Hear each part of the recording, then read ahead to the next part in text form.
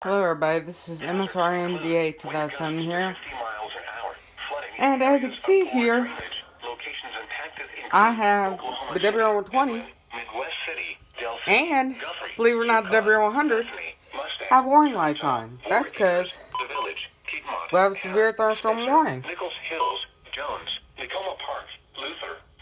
Yes, the WR100 went off for alert,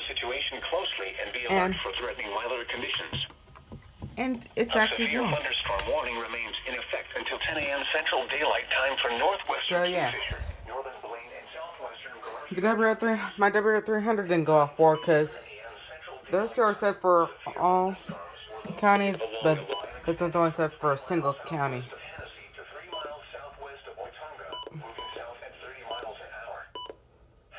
That's what all. Oh, sorry about the finger I used.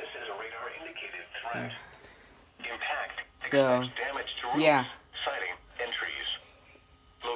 You got severe weather on the way. So, yeah. The WR100 went off alert. First time in 4 months it's gone off alert.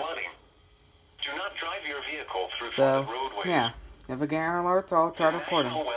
Thanks for watching, and I'll be